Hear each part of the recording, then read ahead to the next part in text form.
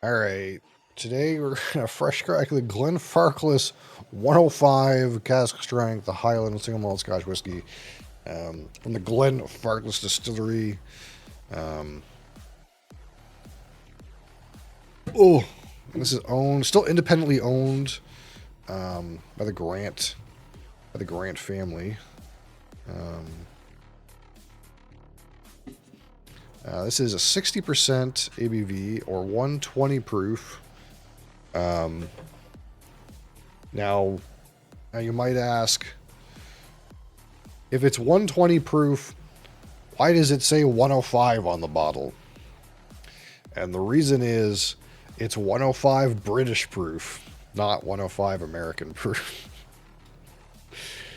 Nobody uses British proof anymore. I don't know how long they've been making this particular bottle. Maybe they've been making it since British proof was used normally.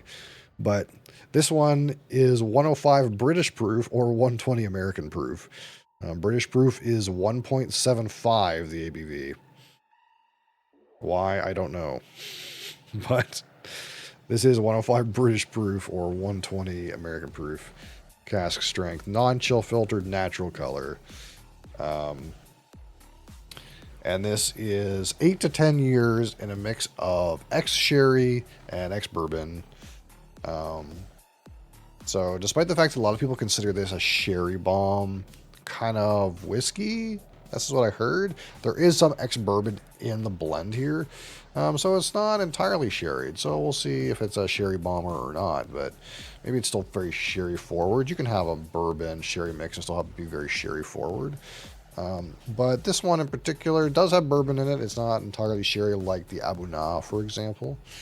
And of course, one of the rare and interesting things about Glenfarclas is it's one of the very few distilleries that still uses direct fire stills. So that's where the flame directly heats the pot still. So there's flame directly on the pot. And my understanding is this distillery, they even switched to the steam. They switched to steam distillation, to steam heating the pot, like everybody else does because it's safer and less maintenance on the pot. And apparently they thought that it was negatively impacting their distillate and switched back to direct fired stills. So, that little bit of creme brulee sweet character might be present here. It's one of very few distilleries that have any of that going on. Glenfiddich's old still house has direct fired stills. Their new still house does not. It has steam. And I think the only other one is Springbank's wash stills are direct fired, but their spirit stills are not. I think is how it is. I think their wash still is direct fired. So only one of their two stills are direct fired. Everybody else is using steam on the pot. And of course, one of the things that makes like direct fire, especially in the wash still, a little bit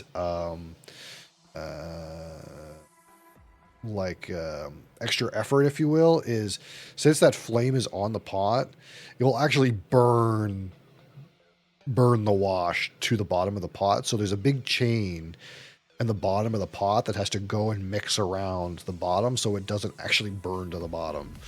So that's like an additional point of maintenance that you don't have to worry about if you use steam, right?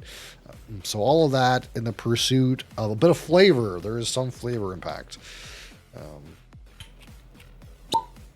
Ooh, a nice pop too. That's what we like to see.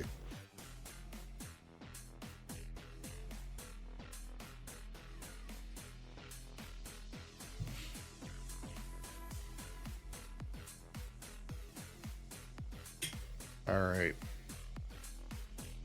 So again, this is cask strength, 60% alcohol. So it might zap a little bit at first. That being said, it kind of depends. I've had some guys pretty close to 60% alcohol recently that did not zap at all. So we'll see. It might be a little hot, maybe not. But here's natural color, 8 to 10 years, ex-sherry and ex-bourbon mix. Not super dark, but of course that sherry is going to have an impact there. So it's not as dark as like some of the ones you see that are entirely sherry matured. But it's a pretty good color for a natural 8 to 10 years. And again, of course, this is cask strength, so there's no water added. That being said, it's kind of peculiar how they managed to get it exactly 60% alcohol while it's cask strength. So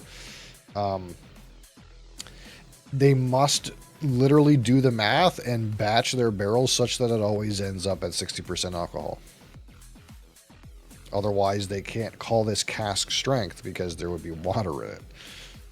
So that's kind of interesting. Because usually you don't really get cask strength batches that are right on the money 60%, right? That's usually not the case. And of course, maybe their batch size is so big that they can reliably hit 60. But yeah, so my understanding is still no water here. So of course that'll add to like the depth of the color. We're just letting this chill for a minute because it is freshly opened and it is high ABV. So we're going to let that kind of chill here. We get lots of legs, lots of small, individual, slow moving legs. Look at that. I don't know if you can't see that probably, but I can see it. There is many legs that are very slow moving. That's a very good sign of a very viscous, a thick and viscous dram. The smaller the legs are and the slower moving they are will indicate viscosity. If you get thick, fast running legs, that's a sign of it being thinner. So lots of legs here, and some of these legs are actually so slow moving that they stop moving. They get stuck to the side of the glass. I got a floater right here. Probably can't see that, but it's just stuck to the glass. It's not even moving. So I imagine this will be quite thick on the palate, which is quite desirable, of course. Teleport Charlotte was, yeah, that doesn't surprise me.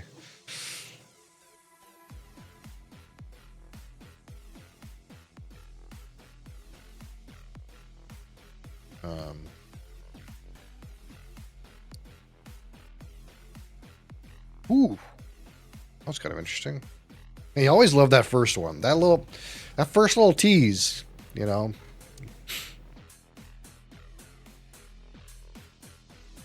The first little tease is always so good. Why you describe this makes me so thirsty. Well, I didn't go to marketing school. If that's what you mean. Get a brand to get a brand to sponsor me. So I'll make some money and I'll convince you to buy it. Ooh, huh. That's a little different. So it's not super sherry in the face, but there is definitely some sherry, strong sherry aspect to this.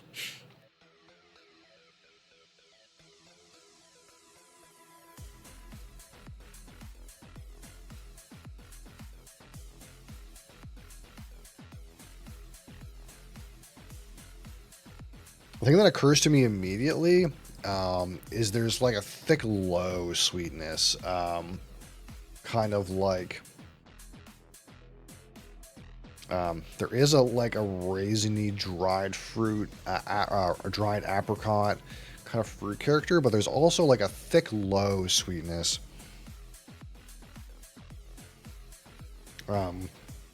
So we were talking like kind of like a thick, low, buttery toffee kind of sweetness. So like say the center of a score bar, kind of thick, dark brown, slightly buttery sweet note.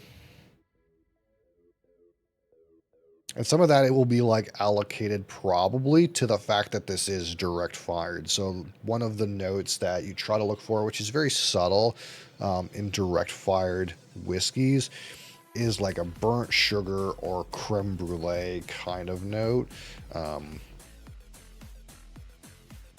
And maybe since it's on my mind, I'm looking right for it, but to me, it's definitely in there.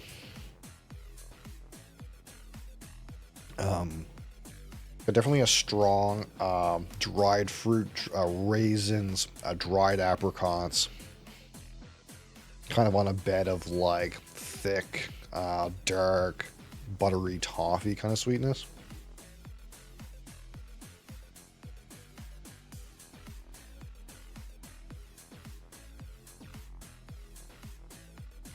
A little bit of brighter spices too. Maybe like an allspice.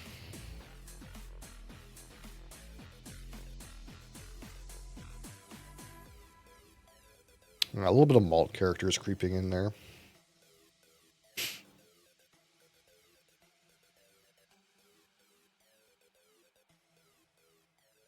I do like that the sherry in this one isn't so overloaded that it's eliminating all the malt character. I did eventually get some malt character out of the Aberdar Abuna eventually. But some of these like sherried ones, they just like the sherry just slams the distillate. You don't get any malts, you don't get any of that cereal grain character, anything like that. You do get some on this one. That bourbon is I think playing a little bit of part there, and kind of like tampering some of that sherry. But overall, um, a rich buttery sweetness, dried fruits, dark and light, um, some malts, a little bit of like brighter spice notes.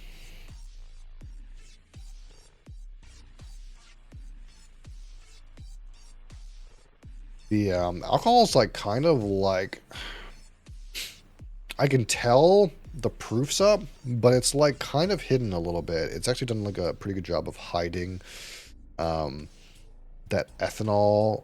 Like a lot of some of these cast strengths, you go in there, that ethanol is quite present. It's quite shocking. You can't really nose it for very long, but this one's like kind of well hidden. It's kind of hard to describe. It's like um, I don't really get much of a detection of it until it really hits me, and I'm like, oh, okay. You know, instead of it like slowly building, like, okay, this is a little spiky. It's kind of like kind of well veiled.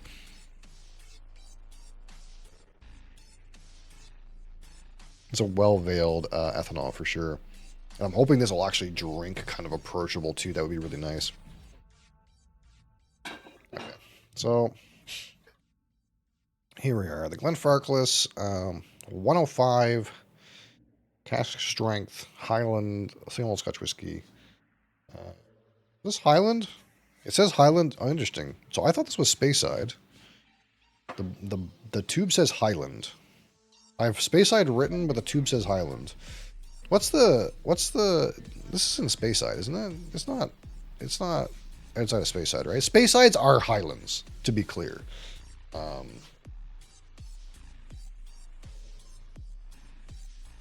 so it's not wrong for them to write Highland on here. Yeah, it's in Speyside. It's kind of like that same thing where all Speysides are kind of Highlands because Speysides is in the Highlands. But this is very specifically a Speyside. You'd call it a Speyside, but the tube does say Highland, and that's also not wrong. Okay. All right. So without any more fluff on the palate, Slanjava.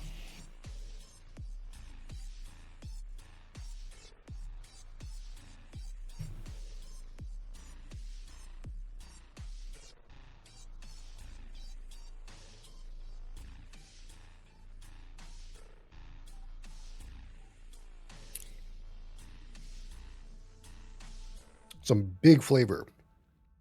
A little hot on the back end.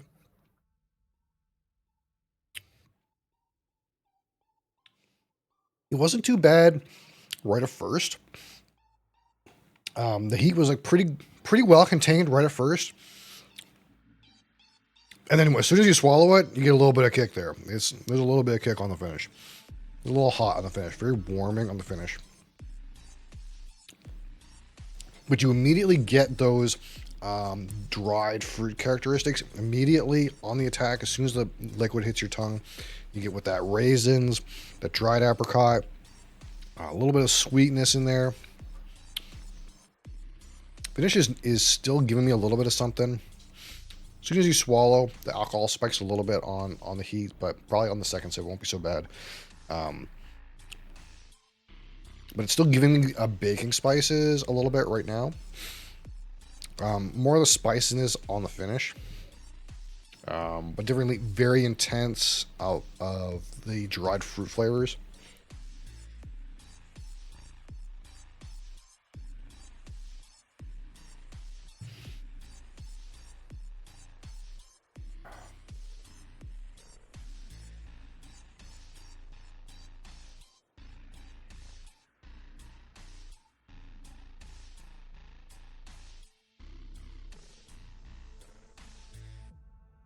I'm moving into more of the malt character now. It didn't go all sweet. It kind of went more malty.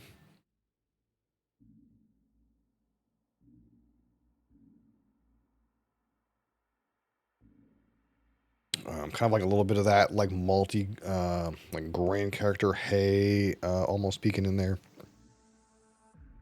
Angel, how's it going?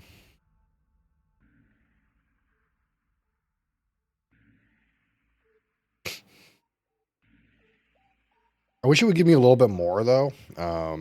It's very intense. The flavors are very intense, but they're not wholly complicated. Again, a strong mix of those kind of like apricot raisin kind of mix with some sweetness and some maltiness. But the spice is hard to find. I know there's some spice in here. It's a little bit hard to find right now. Maybe some time spent open will help that spice note. But right now it's kind of like hard to dig in and get kind of like that allspice, baking spice, cocoa powder kind of note that I feel like is in here. But it's not presenting super duper right off the rip.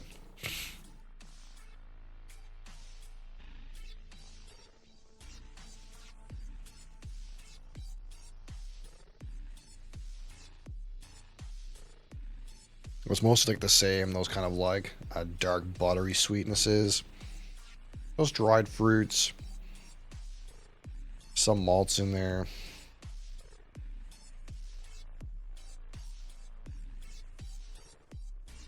That's like the most of it.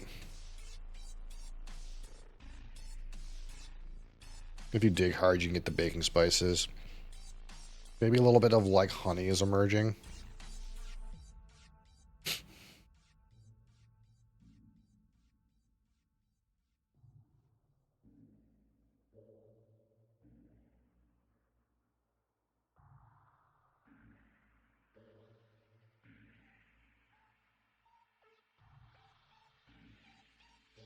Hmm.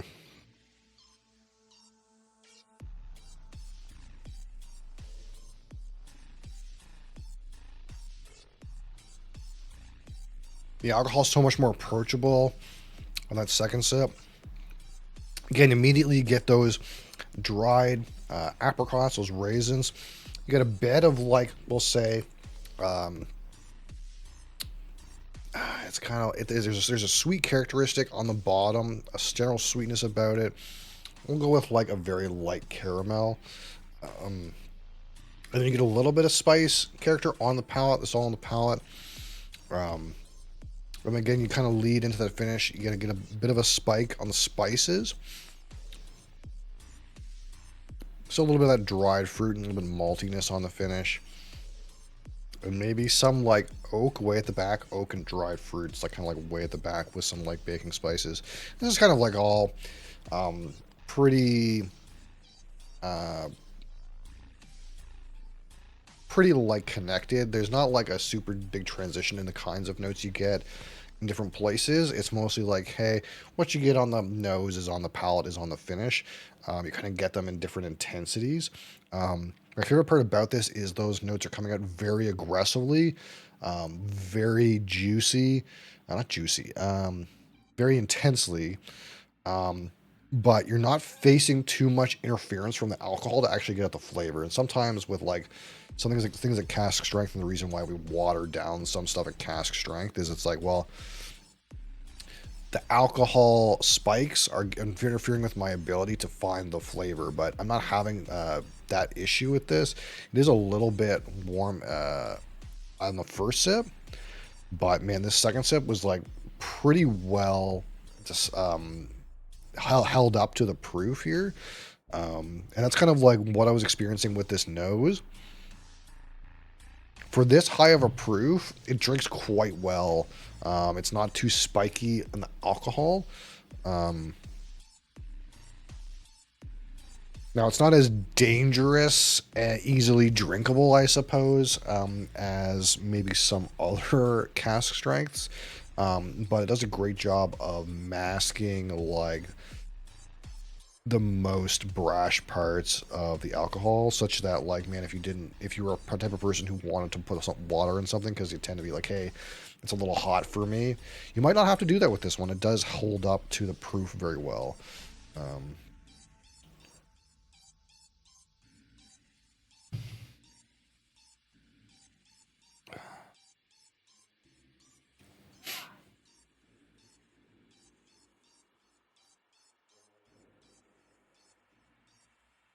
Yeah, mostly most of the same. Kind of like what we've already said is kind of like the profile here. Um, yeah, I think it's quite a nice profile. Very intense on the flavors, but nothing like super complex. And hopefully maybe some of the complexities might kind of reveal themselves in time with some air. Um, that being said,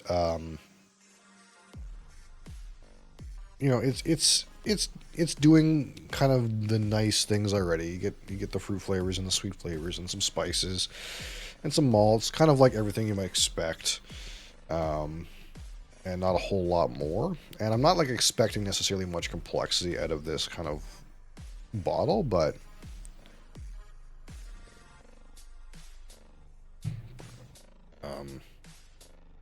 right now that's kind of all it's showing me. But again, the intensity of the flavors is so strong that it's very delicious in that way.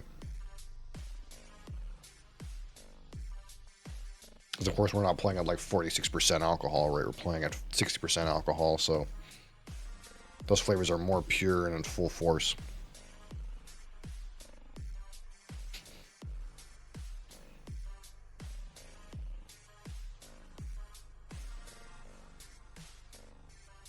Mm.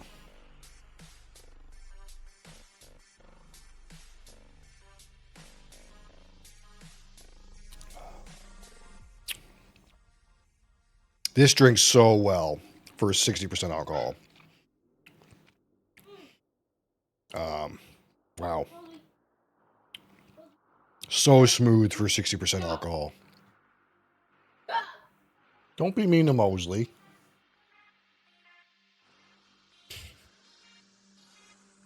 Um,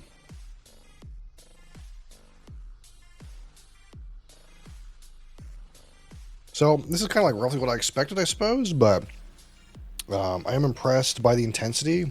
And I'm impressed by the drinkability of the proof. Man, it hits really smooth for this proof. So call this a good like 4 red banks out of 5. We'll call it 4. 4 red banks out of 5.